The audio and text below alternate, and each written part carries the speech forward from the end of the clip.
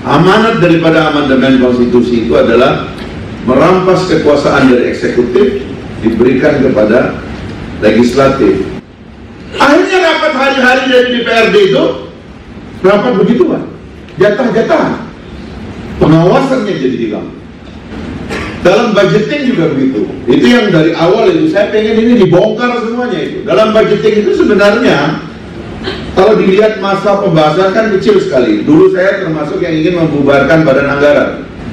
Makanya kan yang menolak paling keras siapa? Yang menolak itu adalah eksekutif.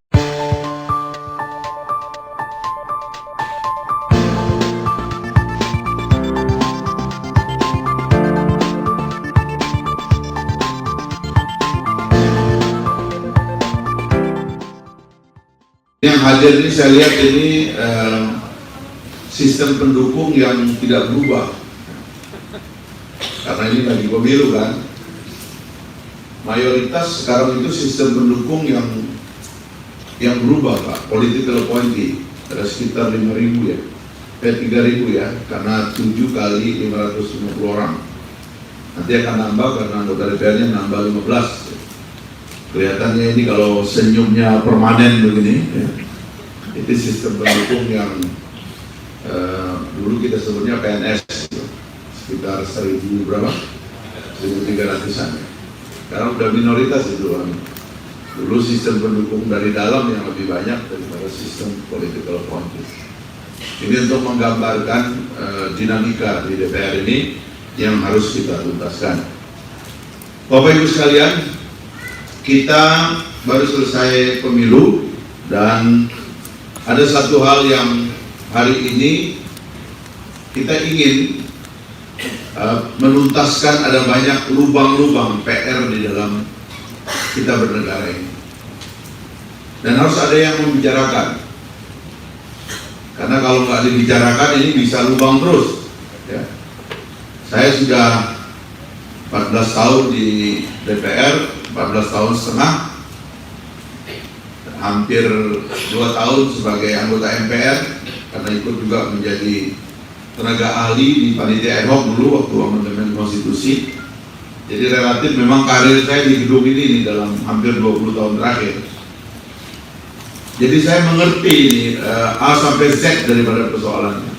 Lubangnya banyak ya. Pak Eko, Pak Ari, Pak Zamtoni, lubangnya harus kita tutupi. Ini lubang pasca amandemen. Karena setelah amandemen ini kita punya konstitusi baru, 88% ketentuannya adalah ketentuan baru, sisanya cuma tinggal 12%. Nah, ketentuan barunya harusnya ditutup itu lubangnya itu, sehingga sesuai dengan konstitusi. Tetapi banyak yang ngabaikan. 20 tahun terakhir ini gambar besarnya nggak dibuat. Amanat daripada amandemen konstitusi itu adalah merampas kekuasaan dari eksekutif diberikan kepada legislatif. Kewenangannya kita udah dapat. Banyak kewenangan DPR sekarang yang dulu cuma kewenangan eksekutif, termasuk ngurusin fit dan proper pejabat dan sebagainya itu. Yang dulu kita nggak tahu eksekutif aja yang ngurus itu. Sekarang dirampas, diberikan ke sini. Kewenangan di dalam anggaran makin besar, dalam legislasi makin besar. Meskipun saya bilang pada kewenangan ini kewenangan eksekutif lebih besar. Kewenangan eksekutif dalam membuat undang-undang lebih kuat daripada DPR. DPR tidak bisa membuat perpu, tapi Presiden duduk dengan Pak Eko, dengan Pak Ari, dalam sehari dia draft undang-undang, besok diumumkan jadi undang-undang. Dalam sebulan dia harus berlaku, hari itu juga berlaku. Sebulan kalau ditolak DPR baru dia nggak berlaku. Artinya power di eksekutif in law making proses itu lebih kuat daripada legislatif sebetulnya. Nah, kita ini kan mesti bandingnya udah ini. Kalau di tengah jalan undang-undang dianggap menarik dari bahas-bahas. Kalau eksekutifnya nggak datang, undang-undangnya juga nggak bisa karena harus dibahas dengan eksekutif menurut ketentuan undang-undang dasar. Dalam budgeting juga begitu. Itu yang dari awal itu saya pengen ini dibongkar semuanya itu. Dalam budgeting itu sebenarnya kalau dilihat masa pembahasan kan kecil sekali. Dulu saya termasuk yang ingin membubarkan badan anggaran. Panggar dulu namanya. Waktu undang-undang MD3 yang terakhir, yang sebelum terakhir, kalau ini kan undang-undang nomor 17 2014. Sebelumnya yang tahun 2009 itu saya mengusulkan agar Panggar dibubarkan. Kok bisa dibubarkan? Saya bilang ini karena ada lembaga permanen di DPR ini yang punya kewenangan anggaran dan itu berbahaya. Makanya kan yang menolak paling keras siapa? Yang menolak itu adalah eksekutif. Kenapa? Karena dia ingin dapat approval setiap saat. Inilah yang kemudian menciptakan pasar gelap anggaran di belakang itu, yang kemudian harus dicurigai sebagai salah satu sumber masalah ke depan. Saya mengusulkan itu dibubarkan supaya dibikin pansus saja, 3 pansusnya. 1, pansus perencanaan pasca pidato presiden, lalu kemudian kita bikinlah pansus alokasi gitu. Nah, di situ kewenangannya eksekutif lebih kuat lagi. Karena undang-undang anggaran tidak boleh diajukan oleh DPR, DPR tidak boleh punya alternatif anggaran. Berbeda kalau dalam sistem Amerika, anggaran itu punya anggota DPR, punya Senat, punya Kongres. Pemerintahnya datang minta, kamu minta apa? Minta sekian. Line per line. Pejabat, menteri, kamu minta apa? Menkominfo, kasih sekian. Kamu minta apa? Kepala BIN. Ya kan? Naikkan anggaran BIN kan dari 1,6 triliun sekarang sudah di atas 6 triliun. Itu untuk apa itu begitu banyak? Nah, itu yang pegang harusnya DPR. Oh, nggak bisa, kamu cuma sekian. Nah, itu kelemahan DPR sekarang masih ada ini. Jadi dalam legislatif ada kelemahan, legislasi ada kelemahan, dalam anggaran ada kelemahan, dalam pengawasan juga ada kelemahan. Pansus RU pansus angket pelindung 2 itu contoh kelemahannya itu. Semangat bikin pansus, dapat temuan, habis itu di atas terjadi perubahan politik, preferensinya berubah, pansusnya sampai hari ini di stop. Hampir 4 tahun tuh pansus. Apa yang terjadi? Paripurna memutuskan supaya Menteri BUMN dihentikan. Presiden nggak mau. Jadi DPR ini hebat, rekomendasinya nggak dilaksanakan, nggak apa-apa. Itu contohnya itu. Kemudian komisioner memutuskan tidak mau mengundang Menteri BUMN. Akibatnya apa? BUMN kita nggak ada yang ngawasin sampai sekarang. Nah, itu yang menyebabkan kemudian di dalam BUMN ada sengkarut, bisa ngutang sampai 5.000 triliun. Yang punya hak approval utang wakil rakyat nggak tahu apa-apa. Nah, ini lubang-lubang yang saya bilang tadi. Nah, berdasarkan lubang-lubang itu, ada lubang di yudikatif. Ngerti lah kita bagaimana yudikatif juga harus makin dibangun independensinya. Mereka secara keuangan belum, tapi secara SDM sejak mereka dipindahkan dari Kementerian Hukum dan HAM kepada Sekretariat Mahkamah Agung, relatif mereka lebih independen. MK apalagi lebih independen. Nah, tapi keuangan belum. DPR ini banyak problemnya, dan lembaga perwakilan secara umum.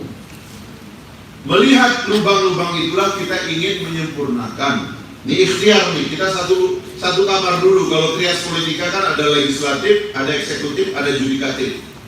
Ya, judikatif nanti kita lubangnya kita tutup. Sekarang bagaimana kita menutup lubang legislatif kita? Ini yang kita mau bicarakan hari ini. Sehingga sudah ada draft undang-undang yang dibikin oleh timnya Pak Sensi ini, ya, ada 6 undang-undang RUU untuk menutupi lubang-lubang yang mungkin ada, supaya legislatif kita betul-betul menjadi lembaga yang independen, yang kuat, yang bekerja secara mandiri, secara kuat, sehingga proses untuk melahirkan undang-undang yang baik betul-betul terjadi secara independen, dan undang-undang betul-betul aspiratif sesuai dengan keinginan rakyat. Dalam pengawasan juga demikian, betul-betul dalam rangka meningkatkan kualitas dan kemampuan lembaga-lembaga yang kita awasi, sehingga kemudian tumbuhlah kekuatan pada seluruh elemen-elemen dalam negara, bukan untuk kemudian diajak negosiasi.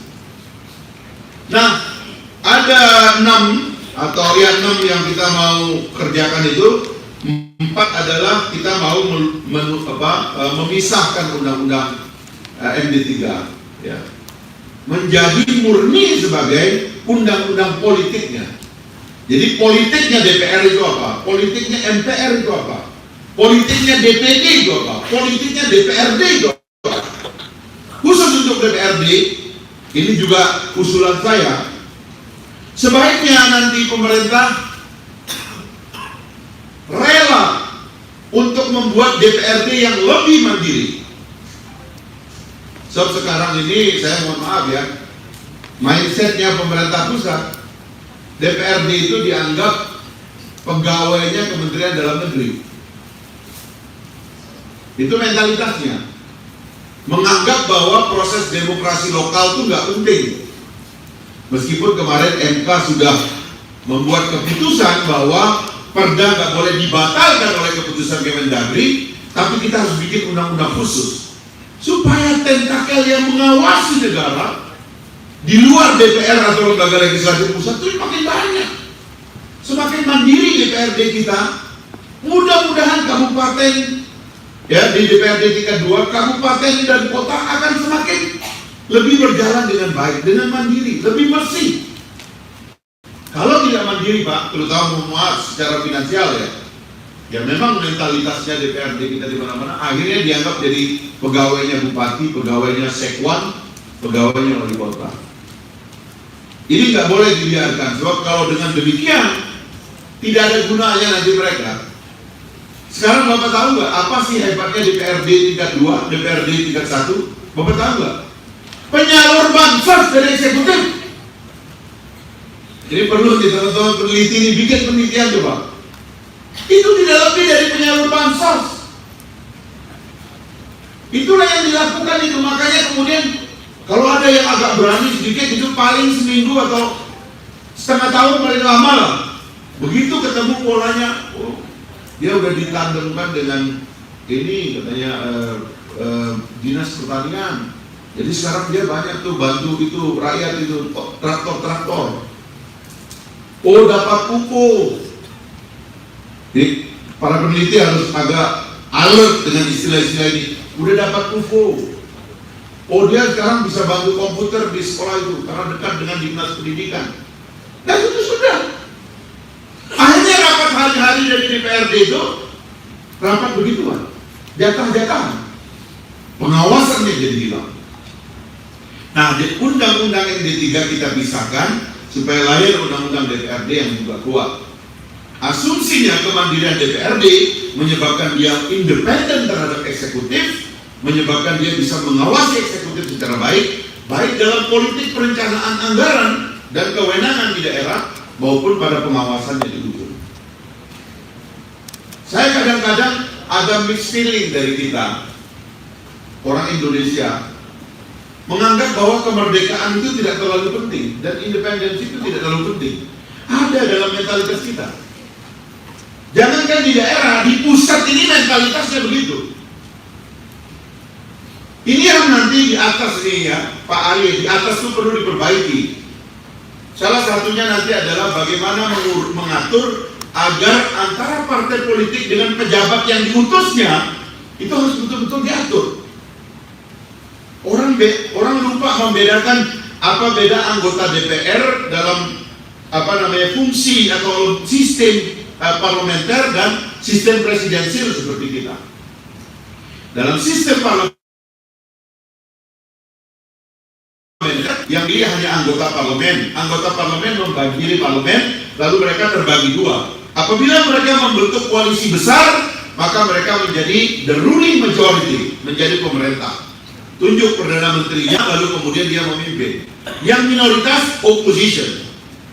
Itu di dalam sistem parlementer yang berkelahi antara ruling majority dan opposition, minority. Itu yang berantem tiap hari. Dalam sistem parlementer yang berantem ini Pak, presiden yang dipilih oleh rakyat untuk eksekusi, makanya tadi saya mengatakan bukan kerja otot maksudnya. Eksekutif itu pada dasarnya to execute. Makanya mayoritas dari pekerjaannya itu pekerjaan otot. Kalau legislatif ini kan memikirkan, membuat undang-undang, mengawasi, itu semua aktivitas pikiran.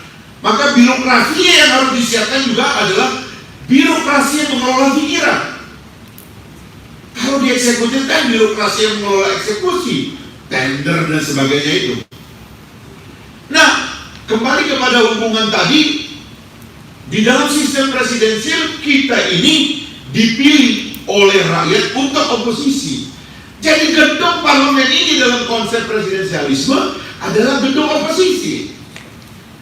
No matter partai kita itu berkuasa atau tidak, tapi begitu Anda menjadi anggota DPR adalah oposisi terhadap penguasa. Makanya menteri-menteri dipanggil itu, semua anggota DPR itu berhadapan dengan menteri harus dengan mental dia oposisi terhadap menteri itu. Bukan kemudian saya dipesan oleh Ibu Ketua atau Pak Ketua, tolong dijaga Pak Menteri. Salah pun di ruang sidang dibela terus. Memang ada kecenderungan seperti itu, nggak usah di kita, di tempat lain juga ada. Tapi setup daripada sistemnya itu dimaksudkan dalam sistem presidensial itu, parlemennya itu adalah oposisi terhadap eksekutif. Begitu cara berpikirnya. Makanya kemudian hari-hari, ya bahkan kalau di dalam sistem di Amerika Serikat itu, kalau tidak puas dia dengan presiden ini, meskipun presiden itu satu partai, dia bisa bikin oposisi yang kuat terhadap presidennya sendiri. Nah, kita bangun sistem yang agak independen. Jadi tadi itu saya mengatakan, emang ada semacam perasaan kita ini nggak suka gitu independen itu. Saya sedang membuat satu buku, Pak Eko, saya menulisnya sendiri karena menimbang ada satu jurisprudensi di Mahkamah Agung sekarang ini tentang kasus saya, kasus kasasi saya. Mahkamah Agung berargumen, kenapa partai politik harus dihukum agak keras? Karena dia menghentikan seorang anggota DPR atas alasan yang tidak jelas. Karena pada diri seorang anggota DPR itu ada titipan rakyat, suara rakyat yang sangat berharga, sehingga partai politik tidak boleh menggunakan kewenangannya untuk menghentikan seseorang yang sedang bekerja untuk rakyat. Nah, pola hubungan ini nanti kita bikin juga, supaya jangan partai politik ini sekarang ada satu orang temannya jadi dari menteri, dikumpulin semua anggota dewan. Kita sekarang sudah koalisi ya, kita udah dapat jabatan menteri itu. Semua nggak boleh oposisi, harus dukung pemerintah. Ngomongnya begitu kira-kira. Apalagi ini ada soal lain nanti, soal pembiayaan ini terkait independensi juga. Apalagi kalau argumennya begini, kita udah dapat menteri loh, dan menteri kita ini menteri basah, partai kita aman, pembiayaannya aman, jadi tolong jangan diganggu. Waduh, itu tambah kacau itu. Dan itu terjadi, Pak. Sebab kalau anggota DPR ditanya, partai politik ditanya, dari mana kalian dapat uang untuk membiayai partai politik kalian? Gak ada yang bisa jawab, Pak. Jawabannya itu cuma dari hamba Allah. Dan hamba Allah itu artinya kegiatan-kegiatan sampingan. Yang paling bahaya di republik ini adalah karena darah kotor masuk ke dalam politik, dan itu tidak ada yang menghambat. Tidak ada aturan yang ketat tentang itu. Cek coba. Ini nanti bagian dari pekerjaan kita di atas, Pak. Tapi oke, sekarang yang kita lakukan adalah membuat 4 undang-undang dari undang-undang politik DPR, DPD, MPR dan DPRD. Yang kelima adalah RUU tentang lembaga perwakilan. Bagaimana konsep kemandirian itu kita bangun? Tidak saja kemandirian dalam pengertian secara ide, secara sistem, bahkan juga kompleks ini dibikin independen. Saya sering mengatakan di mana-mana itu ada konsep objek vital. Ada tambang di kampung saya, itu karena ditulis ini adalah kawasan objek vital, kita nggak gampang masuk, Pak. Anggota DPR nggak boleh masuk. Tapi gedung ini nggak ada konsep objek vitalnya. Tapi mesti dibagi dua maksudnya. Ada kawasan yang betul-betul secure sehingga dia independen, ada kawasan yang dibuka.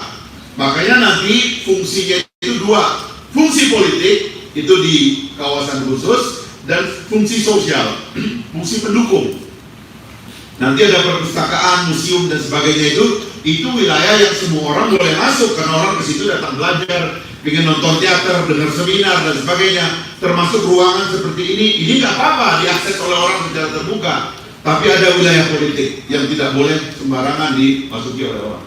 Nah, konsep-konsep independensi semacam itu diturunkanlah nanti di dalam undang-undang lembaga perwakilan. Yang terakhir adalah, ini juga Pak Eko mohon masukannya, yang harus diselesaikan juga di tingkat pemerintah. Undang-undang peradilan etika lembaga perwakilan. Apabila kita mau memandirikan lembaga legislatif, MPR, DPD, DPRD, dan DPR, maka kita harus punya peradilan etika yang kuat. Gunanya apa? Agar anggota DPR yang punya kewenangan atau anggota legislatif yang punya kewenangan ini tidak abuse of power. Dan kalau dia abuse, jangan diserahkan ke polisi. Diadili secara internal lalu dipecat. Setelah dipecat baru dia boleh diserahkan kepada lembaga penegak hukum, seperti terjadi pada lembaga-lembaga lain. Militer aja dia punya peradilan sendiri kok. Kepolisian dia pakai propam, umumnya selesai di situ. Tapi bagaimana anggota DPR itu mondar-mandir ke kantor polsek? Yang rusak itu lembaganya. Coba Bapak bayangkan kalau nggak ada propam, terus polisi itu mondar-mandir dipanggil KPK, misalnya kita berikan kewenangan KPK atas pelanggaran-pelanggaran etika yang dilakukan oleh polisi. Apa nggak rusak lembaga kepolisian? Sama juga, kalau kita biarkan polisi ini ya, atau lembaga perwakilan ini mondar-mandir ke lembaga penegakan hukum hanya karena kita tidak punya peradilan etika, rusak semua lembaga perwakilan. Menjadi anggota DPRD menjadi nggak ada harganya, menjadi anggota DPR menjadi nggak ada gunanya. Mondar-mandir dipanggil KPK. Kita bikin peradilan etika, dan di pemilu sudah dibuat. Kenapa di pemilu hampir nggak ada orang penyelenggara pemilu yang masuk BUI? Karena masuk DKPP. Di DKPP itulah yang dipecat. Saya kira itu juga perlu kita buat supaya kemandirian lembaga legislatif juga ada pertanggungjawabannya. Nah, saya kira itu yang secara umum ingin kita desain. Terakhir saya ngomong sedikit tentang timetable kita. DPR ini berakhir 30 September, kira-kira 5 bulan lagi ya. Sekarang ini April, Mei, Juni, Juli, Agustus, September, 5 bulan lah kira-kira kita punya waktu. Saya berharap bulan ini paling tidak seluruh draftnya yang menutup semua lubang tadi udah selesai.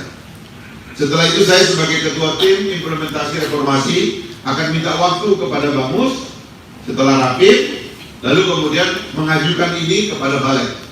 Mudah-mudahan itu bisa menjadi oleh pemerintah disetujui sebagai undang-undang yang kita mau percepat. Ya, saat ini Bapak Ibu sekalian, kalau dulu anggota DPR-nya kita masih ngeh siapa yang akan jadi anggota DPR. Dalam pemilu kali ini untuk pertama dalam sejarah kita nggak ngeh siapa yang akan jadi anggota DPR. Nggak ngeh karena perhatian kita cuma kepada Pilpres. Makanya saya kecewa ini karena banyak sekali kecurangan yang nggak diselesaikan. Masa ada orang di luar negeri, khususnya di Malaysia, pakai diplomatic bag, bisa menyelundupkan kartu suara yang sudah dicoblos, dan kasusnya ditutup dengan alasan Malaysia tidak memberikan kita akses kepada dokumen. Loh, itu kan pelanggaran hukum jurisdiksi bangsa Indonesia, pelanggaran terhadap aturan bangsa Indonesia, bukan aturan Malaysia. Ini bukan Aisyah yang membunuh adiknya Kim Jong-un. Ini seorang warga negara Indonesia melakukan tindak pidana pemilu terhadap undang-undang negara Indonesia. Kok kita nggak boleh punya akses? Permainan lah ya. Nah, kita nggak tahu Pak yang jadi anggota DPR itu nanti siapa aja. Dari sekian 575 nanti anggota DPR, ini yang pakai bayaran ada berapa? Yang pakai sistem joki-joki itu ada berapa? Kita nggak tahu.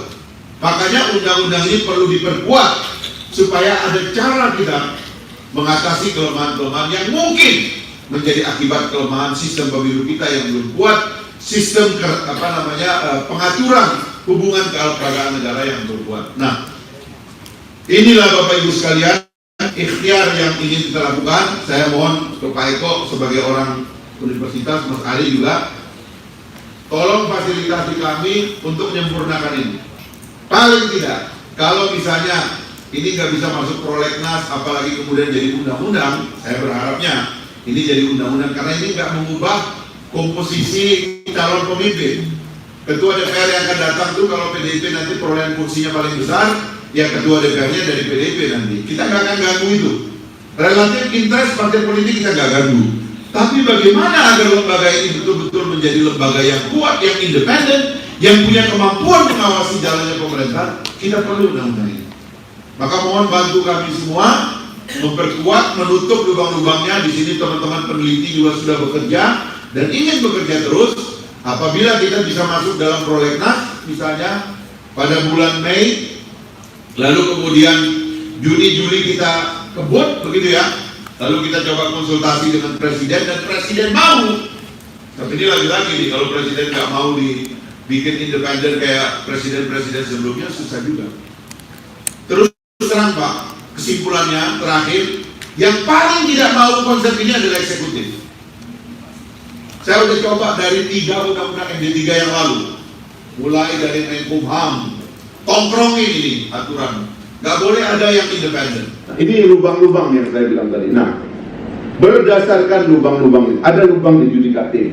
Ngertilah kita bagaimana yudikatif juga harus makin dibangun independensinya. Mereka secara keuangan belum, tapi secara SDM sejak mereka dipindahkan dari Kementerian Hukum dan HAM kepada Sekretariat Mahkamah Agung, relatif mereka lebih independen. MK apalagi lebih independen. Nah, tapi keuangan belum. Mandiri secara kuat, sehingga proses untuk melahirkan undang-undang yang baik betul-betul terjadi secara independen dan undang-undang betul-betul aspiratif sesuai dengan keinginan rakyat. Dalam pengawasan juga demikian, betul-betul dalam rangka meningkatkan kualitas dan kemampuan lembaga-lembaga yang kita awasi, sehingga kemudian tumbuhlah kekuatan pada seluruh elemen-elemen dalam negara, bukan untuk kemudian diajak negosiasi. Demikian coba, itu tidak lebih dari penyalur bansos. Itulah yang dilakukan itu. Makanya kemudian kalau ada yang agak berani sedikit, itu paling seminggu atau setengah tahun paling lama lah. Begitu ketemu polanya, oh, dia udah ditandemkan dengan ini katanya dinas pertanian. Jadi sekarang dia banyak tuh bantu itu rakyat itu traktor-traktor. Oh, dapat pupuk. Jadi para peneliti harus agak alert dengan istilah-istilah ini. Udah dapat UFO. Oh, dia sekarang bisa bantu komputer di sekolah itu karena dekat dengan dinas pendidikan. Nah, itu sudah. Akhirnya rapat hari-hari dari DPRD itu rapat begitu Pak. Jatah-jatah. Pengawasannya jadi hilang. Nah, di undang-undang MD3 kita pisahkan supaya lahir undang-undang DPRD yang juga kuat.